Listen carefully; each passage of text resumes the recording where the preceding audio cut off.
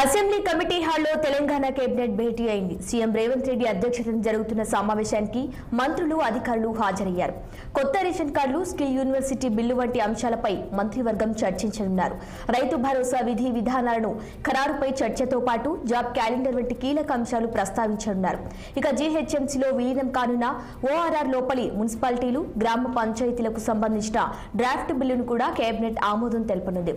అలాగే మూసీ ప్రక్షాళన, Hyderabad metro rail project విస్తరణ తదితర అంశాలకు సంబంధించి కూడా సమావేశంలో చర్చించనున్నట్లు తెలిసింది.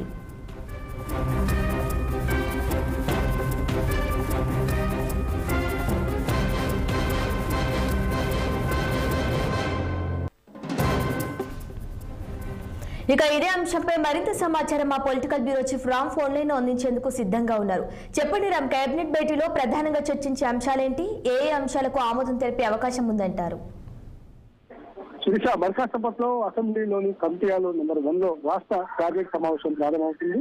సీఎం రేవంత్ రెడ్డి అధ్యక్షతన జరిగే ఈ సమావేశంలో మంత్రివర్గ సభ్యులతో పాటు ప్రణాళిక ఉపసంఘం చైర్మన్, ఉపాధ్యక్షుడు కూడా ఈ రోజు సినారెడ్డి సమావేశం హాజరవుతారు. వారితో పాటు ప్రభుత్వ ప్రధాన కార్యదర్శి శాంతికుమారి, ఆర్థిక, రెవెన్యూ సంబంధిత శాఖల ముఖ్య కార్యదర్శులు సమావేశంలో పాల్గొంటారు.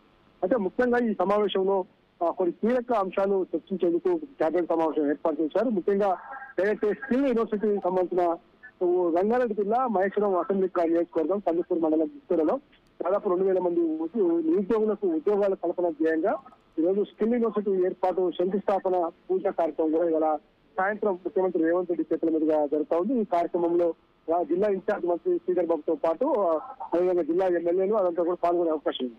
అయితే దీంతో పాటు ఏదైతే రోడ్డు లోపల ఉన్న గ్రామ పంచాయతీలు, మున్సిపల్ కార్పొరేషన్లు, మున్సిపాలిటీలు, నగర పంచాయతీలు అన్నింటినీ కూడా గ్రేటర్ లో విలీనం చేస్తూ ఇప్పటికీ ఒక ప్రక్రియ నడుస్తా ఉంది. దానిపైన కూడా చర్చించి కీలక నిర్ణయం తీసుకునే అవకాశం ఉంది. దాంతో పాటు ఏదైతే అసెంబ్లీలో రేపు అసెంబ్లీ సమావేశాలు కొనసాగుతాయి. రేపు అసెంబ్లీలో పెట్టాల్సిన పలు అంశాలపైన కూడా ఈ రోజు కేబినెట్ లో చర్చిస్తారు.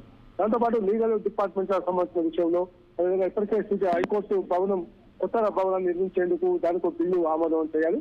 దీంతో ఈ అంశాలు ఒకవైపు ఉంటే మరొక 3 ముఖ్యమైన అంశాలపైన ఈ రోజు కేబినెట్ సమావేశంలో చర్చించే అవకాశం ఉన్నట్టు తెలుస్తా ఉంది. ముఖ్యంగా స్థానిక సంస్థలకి ఎన్నికలు పెట్టాలి. ఎందుకంటే సమయంలోపు ఏదైతే గడువులోపు పెట్టకుండా దాదాపు 8,000 కోట్ల నుంచి 1,000 కోట్ల రూపాయలు కేంద్ర ప్రభుత్వ నిధులు మళ్ళీ వెనక్కి వెళ్ళిపోయే అవకాశం ఉంది. అయితే రిజర్వేషన్ల ప్రక్రియ పూర్తిగా అంటే ఎన్నికలు పెట్టాలా, ఉన్న రిజర్వేషన్ల ప్రక్రియతోటే ఎన్నికలకు పోవాలనే దానిపైన ప్రభుత్వం తర్జనభర్జన చేస్తా ఉంది. ఓవైపు బీసీ పునర్గణన చేయాలని చెప్పి ఆ బీసీ రిజర్వేషన్లు కూడా తేల్చాలని చెప్పి మరోవైపు ప్రయత్నం చేస్తా ఉంది.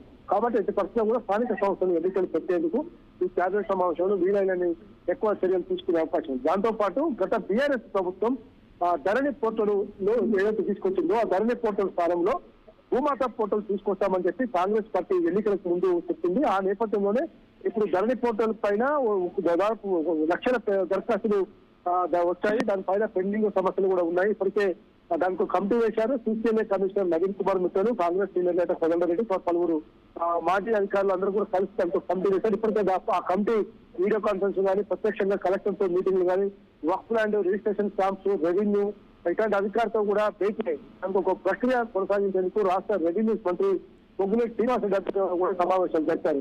కానీ భూమాత పోర్టల్ తీసుకురావాలా, ఉన్న పోర్టల్లోనే ఇంకేమైనా చేర్పు మార్పు చేయాలంటే కూడా ఈ రోజు ఈ సమావేశంలో చర్చించే అవకాశం ఉంది. దాంతో పాటు రేషన్ కార్డుల పంపిణీ ప్రక్రియ అనేది ఇప్పుడు చాలా కీలకమైంది. ఎందుకంటే ఇప్పుడు రైతు రుణమాఫీ ప్రక్రియ రేషన్ కార్డుకు ముడిపడింది. రైతు భరోసా ప్రక్రియ రుణమాఫీకి ముడిపడింది. ఇంకా అనేక స్కీములకు కూడా రుణమాఫీకి సంబంధించిన రేషన్ కార్డు ప్రక్రియ ముడిపడింది. కాబట్టి ఖచ్చితంగా రేషన్ కార్డులు దాదాపు 10 సంవత్సరాల నుంచి కూడా కొత్తగా దరఖాస్తు చేసుకొని ఉన్న రేషన్ లబ్ధిదారులకు ఎవరు కూడా రేషన్ కార్డు ఇవ్వకపోవడంతో చాలా మంది నిరుత్సాహంతో ఉన్నారు. కాబట్టి ఆ ప్రక్రియ మొదలు పెట్టాలని చెప్పి ప్రభుత్వం వైపు చర్చిస్తూనే ఈ రోజు కేబినెట్ కూడా నిర్ణయం తీసుకునే అవకాశం ఉంది. కాబట్టి ఓవరాల్ గా ఈ రోజు ఈ కేబినెట్ సమావేశంలో ముఖ్యమంత్రి రేవంత్ రెడ్డి ఆధ్వర్యంలో జరిగే కేబినెట్ సమావేశంలో ఈ నిర్ణయాలు తీసుకునే అవకాశం ఉన్నట్టు తెలుస్తా ఉన్నది. Sirisha. Okay, right Ram, thank you.